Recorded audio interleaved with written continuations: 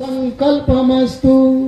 जैसे मुख में बादाम डालकर शरीर का बल बढ़ाते हो, ऐसे मन के भीतर कल्याणकारी विचारों को डालकर अपने मनोबल को बढ़ाओ।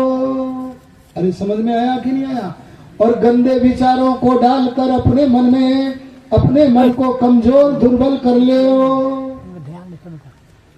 एक बल और है, वो इससे भी बड़ा है, उसका नाम है आत्मिक बल।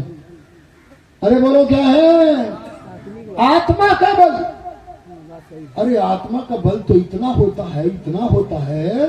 राम प्रसाद बिस्मिल के लिए घोषणा हो गई। राम प्रसाद बिस्मिल का नाम सुना है कि नहीं? फांसी की सजा घोषणा हो गई, इस तारीख को होगी। लगा अपना जीवन चरित्र लिखने। वहां पुस्तक विक्रेता के पास ढूंढ लेना, जो अच्छी अच्छी पुस्तकें हो ढूंढ के लाना और लेके जाना। और अगर वहां स्वामी वो क्रांतिकारी राम प्रसाद बिस्मिल की आत्मकथा मिले तो जरूर लेके जाना, माला माल हो जाओगे। बोले फांसी की कोठरी में लिखने वाले केवल 2 महापुरुष हुए जिन्होंने अपनी आत्मकथा लिखी है। उनमें एक है आर्य समाज के महाधन पंडित राम प्रसाद बिस्मिल।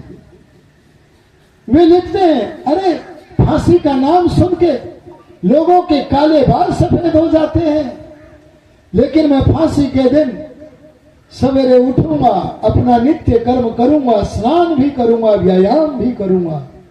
अरे बोलो, आपको अब से 2 घंटे के बाद अगर फांसी लगनी हो तो व्यायाम करोगे या नहीं करोगे? अरे बोलो ना। पर राम प्रसाद बिस्मिल कर रहे हैं। किसी ने पूछा, तू अभी ये शरीर नष्ट होने वाला है, व्यायाम क्यों करता है रे? बोले हर कर्म की छाप पड़ती है, संस्कार बनता है, और मैं अगले जीवन में व्यायाम के संस्कार लेके जाऊंगा, व्यायाम भी करूंगा और दीर्घ जीवन को पाने का ये कर्म करके जाऊंगा, तो अगला जीवन मेरा बोलो लंबा हो। और सुनो, इतना ही नहीं बल्कि यज्ञ कर रहे हैं। अरे क्या कर रहे हैं?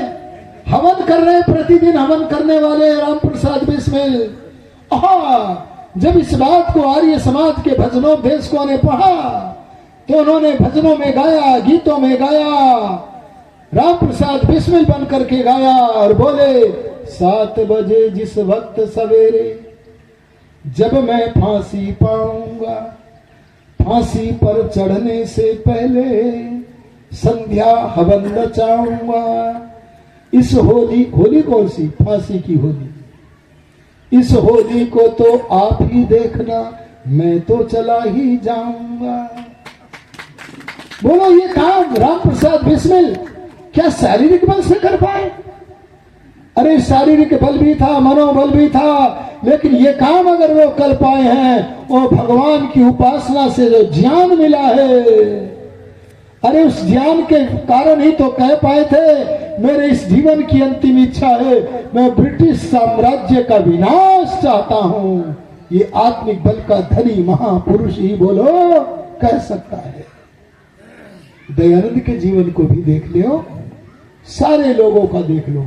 एक लाभ तो ये मिलेगा, आत्मा का बल इतना बढ़ेगा, इतना बढ़ेगा, अगर कभी पीछे के कर्मों के आधार पर पहाड़ की तरह बड़ा भारी दारुण दुख सिर पर आ गया तो उसे सहने की शक्ति मिल जाएगी। बोलो, क्या ये छोटी बात है? और भगवान की सहायता भी मिलती है जी, और साथ में अभिमान का नाश भी होता है। समय हो गया, आगे मेरे से भी बहुत अच्छा कार्यक्रम होने वाला है, इसलिए मुझे रुकना पड़ेगा। इन्हीं शब्दों के साथ आप सबका बहुत धन्यवाद करता हूं कि आपने बड़े प्रेम से सुना। एक काम और कर ले।